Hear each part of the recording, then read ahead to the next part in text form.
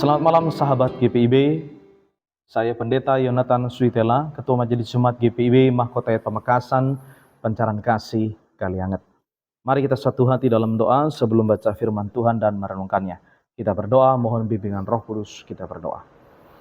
Terpuji Bapa dalam Tuhan Yesus, dalam kuasa Roh Kudus yang sudah menyertai kami sepanjang hari ini.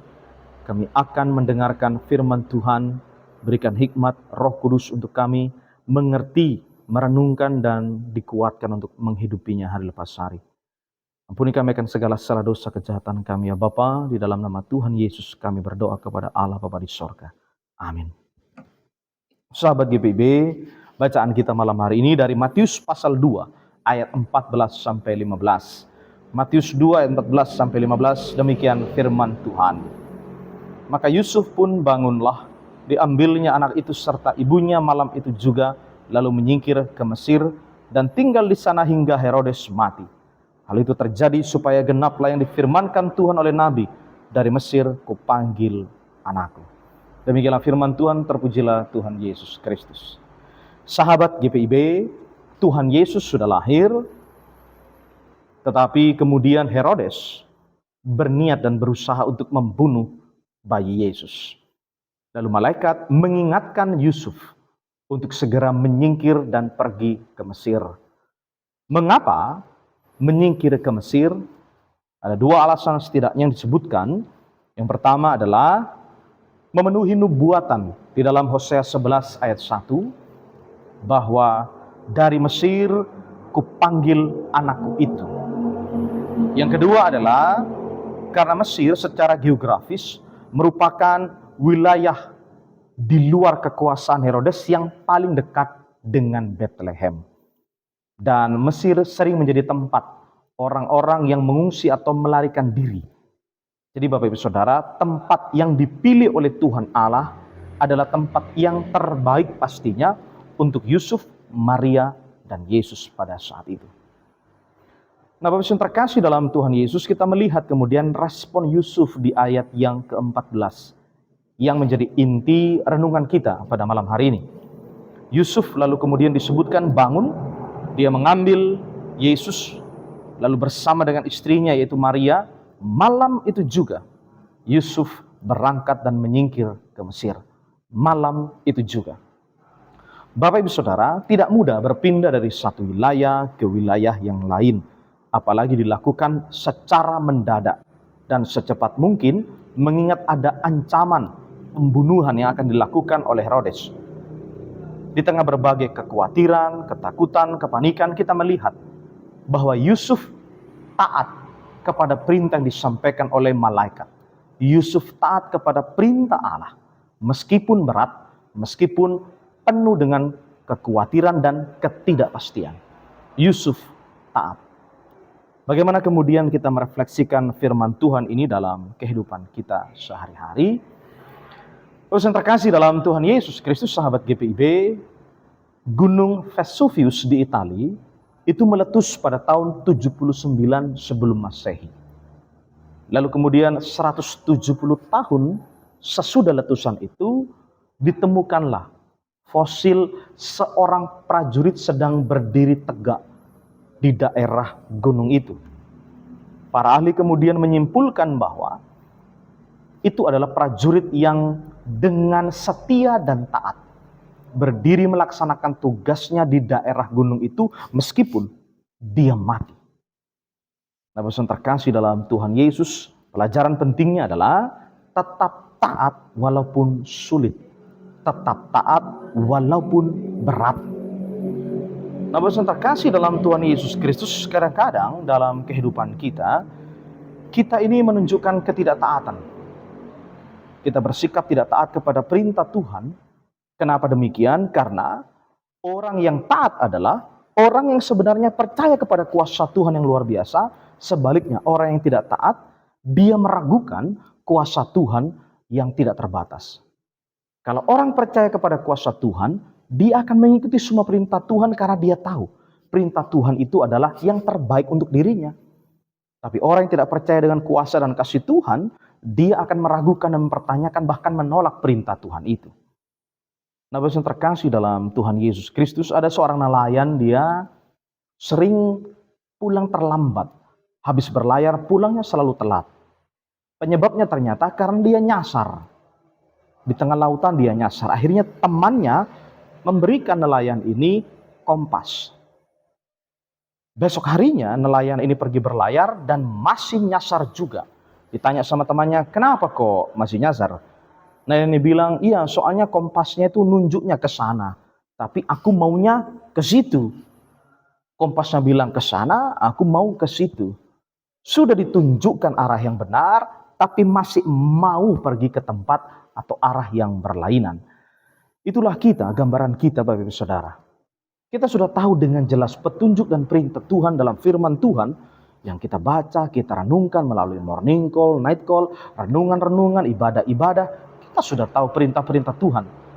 Tapi kita masih tidak mau mengikuti segala perintah Tuhan itu karena kita maunya ke tempat yang berbeda, ke arah yang berbeda, bertentangan dengan kehendak Tuhan. Kalau memang kita percaya kepada kasih Tuhan, harusnya kita taat. Karena kita tahu bahwa perintah Tuhan itu membawa berkat damai sejahtera sukacita bagi kehidupan kita.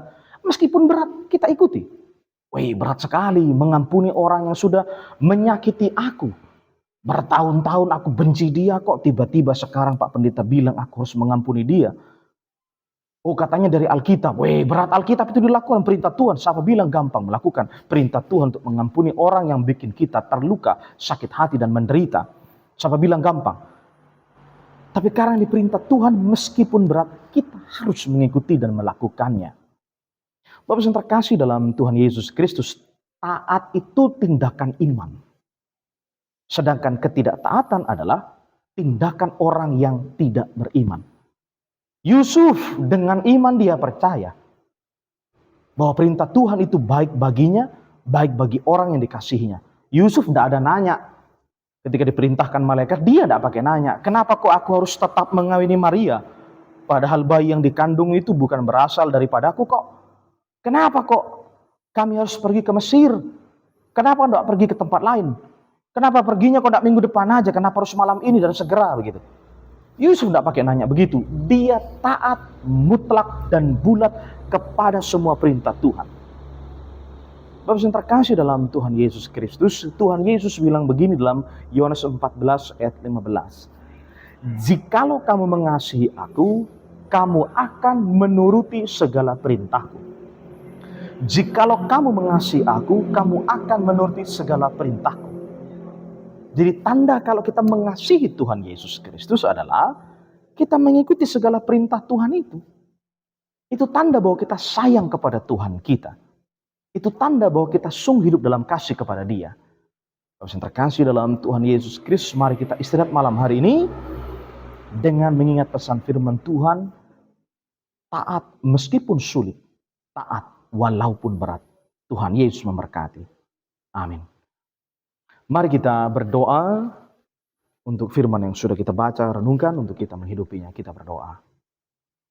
Terpuji Bapa dalam Tuhan Yesus Kristus, dalam kuasa Roh Kudus sudah berkati kami dengan firman Tuhan. Ada begitu banyak berkat-berkat yang Tuhan nyatakan melalui firman dan perintah-Mu ya Bapa. Tetapi begitu banyak pula ketidaksetiaan dan ketidaktaatan kami kepada perintah-perintah Tuhan. Ampunilah kami ya Bapa. Berikan kepada kami hati yang bersedia taat meskipun berat, taat meskipun sulit kepada semua perintah Tuhan. Roh Kudus yang mampukan kami. Kami mau belajar sedia taat kepadamu, mutlak hanya kepada perintah Tuhan Yesus Kristus. Terima kasih Bapa di sorga untuk malam hari ini kami akan istirahat. Tuhan pulihkan kesehatan kami di hari yang baru. Berikan kesegaran, kebugaran untuk kembali menyatakan kasih Allah dalam panggilan hidup beriman hari lepas hari. Berkati semua keberadaan tim Morning Call, Night Call GPIB. Berkati juga seluruh keberadaan orang-orang kami kasih di mana-mana tempat. Yang dekat dengan kami, yang jauh dari kami. Tetap Engkau berkati dengan sukacita, damai sejahtera, dan berkat Allah menyertai. Terima kasih Bapa di sorga, ampuni kami akan segala salah dosa kami. Di dalam nama Tuhan Yesus Kristus kami berdoa kepada Allah Bapa di sorga. Amin. Demikianlah Night Call pada malam hari ini. Tuhan Yesus memberkati. Shalom.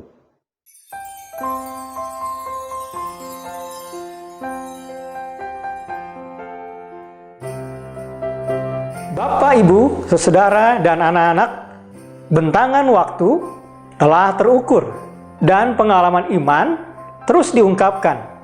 Semarak 75 tahun GPIB adalah bukti perjalanan yang membutuhkan energi positif dan diutus dengan semangat, teguh, utuh, dan tangguh. Bentangan jala terhampar di wilayah tertinggal, terdepan dan terluar, menjadi ruang besar umat menyatakan kiprah spiritualitas yang begitu kuat, sekalipun dikempur dengan ajakan identitas, modernisasi, dan kecanggihan teknologi. Ada 345 jemaat dan 280 puskesmas.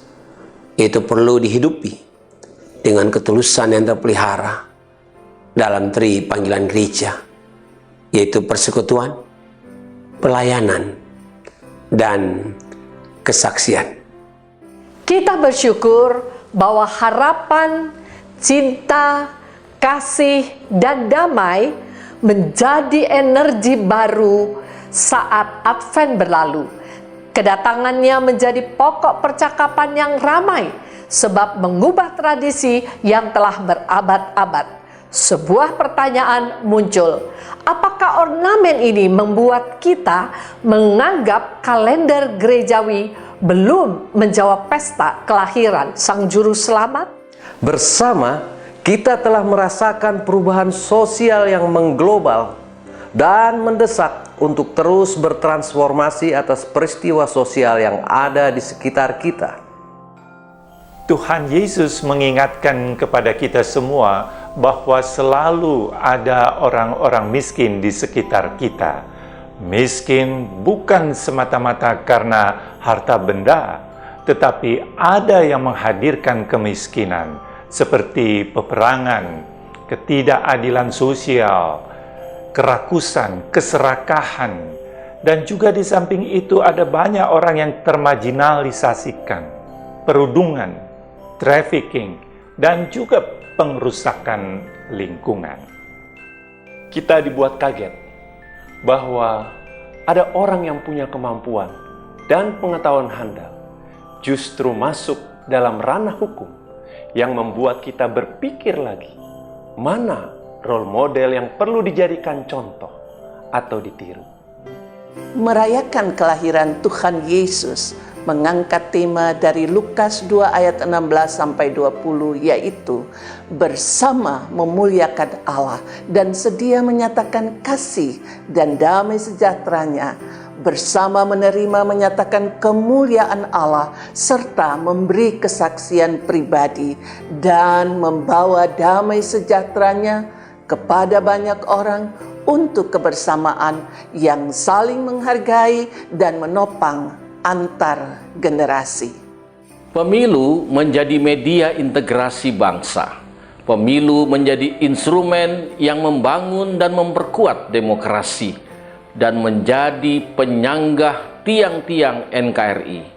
Hindarilah politik uang dan sara yang terlihat sulit diberantas karena perilaku kotor.